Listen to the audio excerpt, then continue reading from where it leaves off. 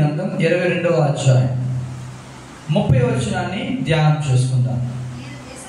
నేను దేశమును పాడు చేయకుండానట్లు ప్రాకారమును దిట్టపరచుటకును బద్దలైన సందులలో నిలుచుటకును తగిన వాడెవడని నేను ఎంత విచారించినను ఒకడైనను కనబడలేదు. చిన్న ప్రార్థన. మహాపరిశుద్ధుడా, చదువుకున్న ఈ లేఖన భాగాన్ని మా వెనుకల్లో ఫలింపచేయమని ప్రార్థన చేస్తున్నా. మాట్లాడింది నేను కాదు, మీరే నాతోను మాతోను మా అందరితో మీరు మాట్లాడమని ప్రార్థన చేస్తున్నా. మీరే మహిమ పొందమని వేడుకుంటూ యేసుక్రీస్తు యొక్క అతి శ్రేష్టమైన నామంలో ఈ ప్రార్థన అడిగి వేడుకొచ్చున్నాం మా పరమ తండ్రి, ఆమేన్. చదువుకున్న మాటని చాలాసార్లు మనం విన్నాం. యెహెజ్కేలు గ్రంథం 22వ అధ్యాయం 30వ వచనం. నేను దేశమును పాడు చేయకుండానట్లు ప్రాకారమును దిట్టపరచుటకును బద్దలైన సందులలో నిలుచుటకును తగినవాడు. ఒకసారి ఆలోచిద్దాం. ఎందుకు దేవుడు దేశాన్ని పాడు చేయాలనుకున్నాడు? అంత కోపిస్తాడు దేవుడు. అక్కడ ఉంది కదా, నేను దేశమును పాడు చేయకుండానట్లు. అంటే ఆయన ఉద్దేశం ఏంటి?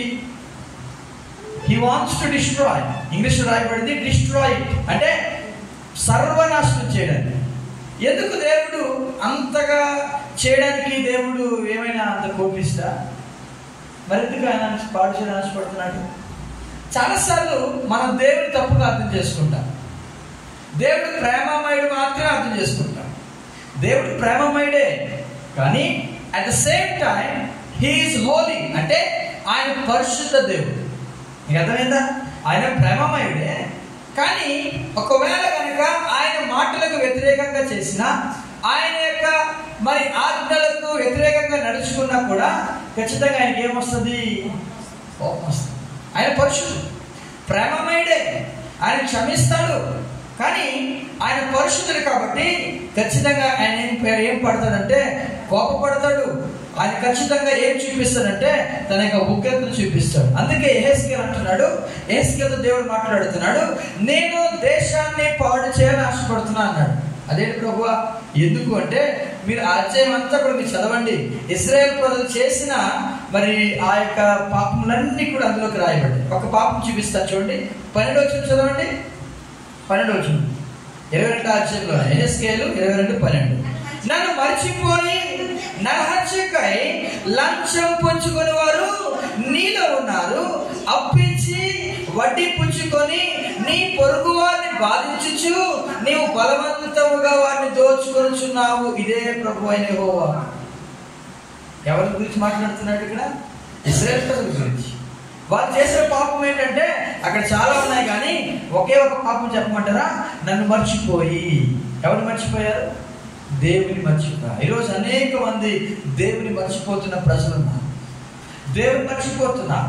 వారి యొక్క పనుల్లో, వారి యొక్క కుటుంబంలో వారు దేవుని మర్చిపోతున్నారు. చెప్పండి, ఎంతకాలం అయింది మన గృహాల్లో ఏమంటారు దాన్ని, కుటుంబాలు రెగ్యులర్గా అవుతుందా అంటే అవటం లేదు. కారణం ఏదో ఒక పని బాగా, ఏదో ఒక పని బాగా. పర్సనల్ ప్రేయర్ అంటే చేసుకుంటున్నాం, కానీ కుటుంబంగా గడపడానికి మనం అవ్వటం లేదు. కారణము మనం మర్చిపోతూ ఉన్నాం. ఈరోజు దేవుడు మాట్లాడుతున్నాడు, నన్ను మర్చిపోయిన ప్రజలు ఎవరున్నారంటే ఇక్కడ ఇశ్రాయేలు ప్రజలు నన్ను మర్చిపోయి వారు అపవిత్రతకు వారు తావు తీశారు. అధ్యాయమంతా మీరు ఇంటికి వెళ్ళి చదవండి. అక్కడ చాలా మాటలు ఉంటాయి. అల్లరితో నిండిపోయారంట ప్రజలు. అంతేకాదు నరహత్య చేస్తున్నారంట, దౌర్జన్యం చేస్తున్నారంట, విధవరాండ్రను దోచుకుంటున్నారంట.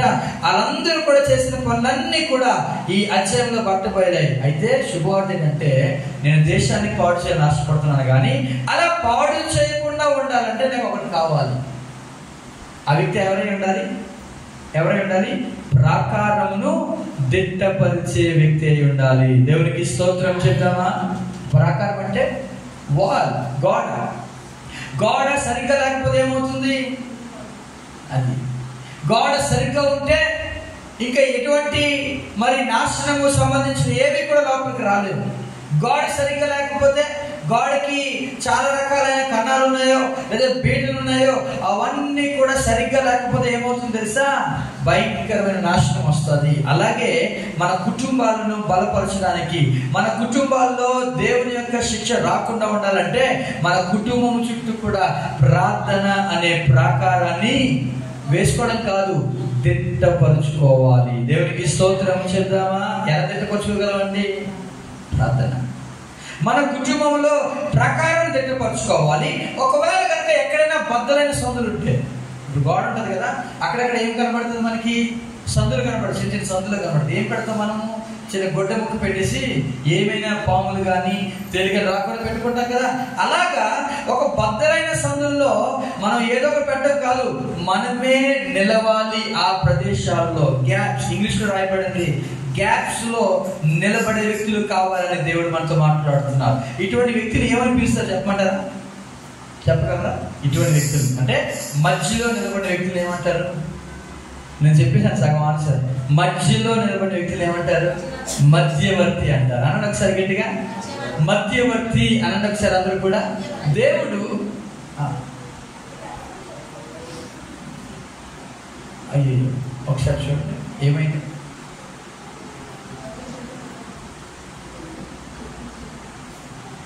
ఓకే ఓకే బద్దలైన సందులలో అక్కడ రాయబడిన మాట, ప్రకారము దిట్టపరచుటకును బద్దలైన సందులో నిలబడటకును తగినవాడు ఎవడని అనే మాట చూస్తున్నాం. అంటే తగినవాడిని ఏమని పిలుస్తాము? మధ్యవర్తి. మధ్యవర్తి. ఎప్పుడైనా గమనించారా?